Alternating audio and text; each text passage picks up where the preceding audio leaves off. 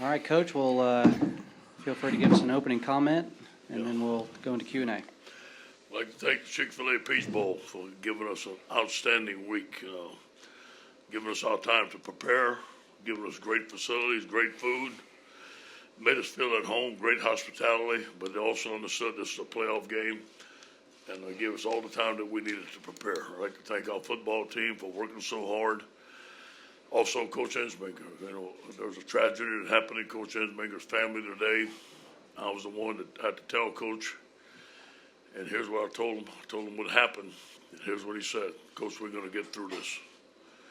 And obviously he was distraught, but he called a great game today, so just goes to show you the integrity and the grit and character of the men on our football team. Really proud of these two young men on the side of me. They're great players, they're great teammates. What a tremendous job. I thought we played, for about 3 quarters, we played a complete game, and give Oklahoma credit. They have some great athletes. Coach Riley's a great coach, and they've had a lot of success. All right, right here, middle of the second round. Yeah, hey, Doug Mouton, WWL-TV in New Orleans. Look, Ed, I know it was obviously a rough day for Steve. For you personally, dealing with this, how difficult would you describe it for you? Who knows how to handle something like that? You know, being a head coach, stuff's going to happen. You don't know when it's going to happen. You got to be prepared. And but you know, when you have great people around you, it makes it a lot better. It was tough. It was tough. I didn't want the team to know. I didn't want it to affect the team, the mindset of the football team, the energy of the football team. Neither did Steve. We did not try to keep it to them. I think they found out before the game, and you know, there was a little concern there might be a little low, but it sure wasn't the way we started. And you got to give the credit to our football player. I'll give them some credit, but I'm going to enjoy the win tonight. You know, semi-final playoff game against a darn good football team. I don't know how many top 10 wins these guys have had this year. I think it's more than anybody in a long time. So I'm going to enjoy this victory. Oklahoma's a good football team, and then we're going to go through the process. We'll get a couple of days off, and we'll watch the game tonight and see who we're playing. And we'll start preparing. All right, Steve. Now, behind him. Kind of a two-part question, Coach. First of all, was it a difficult decision at all for Coach Ensminger to decide to work tonight? There was no question. He didn't hesitate. Jacques Doucet, WAFB TV in Baton Rouge. Coach Orgeron, what was it about Chris Curry that enabled him to play such a big role tonight? You know, the style of runs that we're running. His practice the last 2 weeks. Coaches came up to me today and said, Coach, we think that Chris Curry ought to be the first back end. I said, y'all believe in him, put him in. And he played well. So he's proved, Chris has come a long way. And he's proved on a daily basis to his teammates and to his coaches that he's worthy of the game that he played tonight. And I'm excited about him. And I'm excited about the other backs, too. And I'm really proud of Clyde. You know, Clyde was hurt, but he wanted to play for his team. He played in some situations and did a good job. Ed, can you update Damian Lewis and Terrace Marshall, who left the game? Yeah, Damon is gonna. Somebody hit his ankle on the side, and he's gonna be out for a little bit. I don't know the severity of it yet. Terrace, I think, is going to be sore for a little bit. Should be fine. Dito was the one that I don't know if he's going to be able to practice in a week or so. We'll see. Ed Barrett-Salee, CBS Sports HQ. You always make a point to say that this is for the state of Louisiana in your post-game press conferences. Now you're going to the national championship game in the state of Louisiana. Just what does that mean to you? It's a great story. You know, obviously it's going to be a great day. It's going to be a purple and gold crowd in that Superdome. The state of Louisiana is going to be on fire. But all those things doesn't win the football game for you. We have to prepare. We have to study. We have to be ready to play our best football game. Obviously, when you're playing a national championship game, you're going to be playing a very, very good football team. So all those things on the perimeter are nice. It's just like in a fight when you get hit with the first punch, all that stuff goes out the window, and you got to play football. So we're going to prepare, wherever it may be, and obviously we feel that's going to be an advantage playing at home, and we love that it is at home, but that's not going to win the game for you. Marty Smith, ESPN.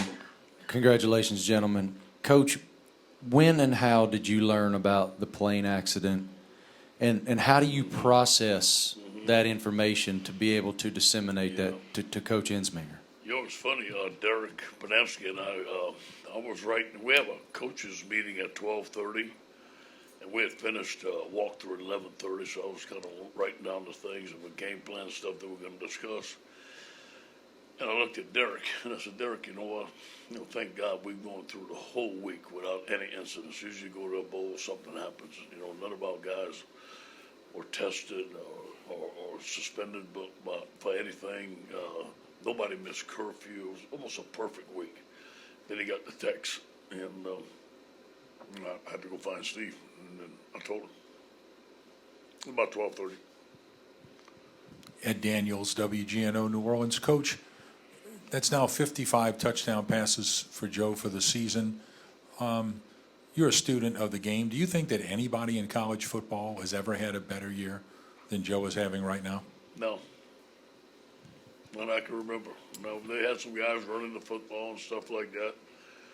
But to see what those guys are doing out on the field, and me being a football fan, I'm kind of a fan. I'm like, hey, go ahead, guys, way to go, man. It's incredible what this coaching staff has done, what these players have done, the connection that they have with the receivers, the protection on the offensive line.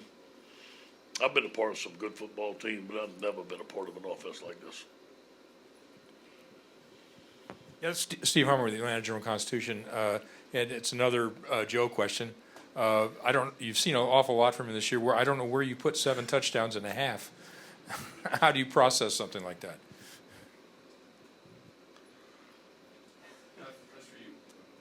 Me? You know, I felt that we were going to do very, very well. And I felt against Oklahoma, in order for us to get ahead, we had to score every possession. I had the utmost respect for Jalen Hurts and C.D. Lamb. Not to think that we wasn't going to stop them, but I felt that we had to put the pedal to the metal and get a big lead, in which we did. So it doesn't surprise me that they did the things that they did, but it does surprise me they did it with the ease that they did. Brooks Cabina from The Advocate. Ed, you've been a part of national championship teams. This is the first for you as a head coach. Has that fact sunk in yet for you, and how do you approach these next weeks, you know, with now that the moment is finally here? It won't be any different. It will not be any different. We won't make it bigger than life. Obviously, we understand the magnitude of the football game, but we're going to focus on the task at hand, the fundamentals, getting better. We're an ascending football team. We're going to study on our game plan, and we're going to work just like we've been. We're going through the process with confidence. Coach Orgeron, did you know Carly at all? Did you ever interact with her? Sure. Did she? I mean, what are your memories All of? the time. Yeah. Knew her. We go to McNeese games. She interviewed me and Kelly. Saw her all the time. Saw the state championship game. In fact, I can't go to the state championship game. We watched it, and we watched her work from early morning to late at night. Me and my wife complimented her, and obviously we're friends with the Ensmingers, and so we seen her around all the time. What an outstanding young lady with a bright future. It's just a shame it happened. Yeah, when there's an offensive day like that, it's obviously going to get a lot of the attention, but you mentioned the defense getting stops to build a lead. 3 of the first 4 possessions were 3 and out. What worked so well, and maybe a thought also on Caleb Vaughn, who was the MVP? Yeah, we had pressure on the quarterback. We felt that we could win our one-on-ones against them. But really, I thought we stopped their run game. I thought Coach Aranda had a tremendous plan. That counter read, I ain't seen nobody stop it. The key was Jalen Hurts not beating us with his feet, and we did a great job of that. We thought that C.D. Lamb would be so hard to cover, but we didn't think they would drop back and throw the football on us to beat us. So Coach made them one-dimensional. We had a great pass rush. Very proud of Coach Aranda and the whole defensive staff. They worked very hard this week. Yes. No, I think Kellerman had one of his best games. Kellerman had his best week of practice. We named him team captain. I told him that last night, and he is coming on to his own. Okay, right here in the front, right? Chris Stevens, Gwinnett Daily Post. Talking about the defense, I mean, first play of the game, y'all go get a sack on Jalen. How much did that set the tone for LSU? When you have an offense like we have, and you win the toss, human nature wants you to take the ball. But I want to show our defense I had confidence in them, and we deferred, and man, it worked out perfect. and they came out on fire. They wanted to go out on defense first and stop them. Went 3 and out. They had a short punt and we scored. But I think it set the tone for the football game.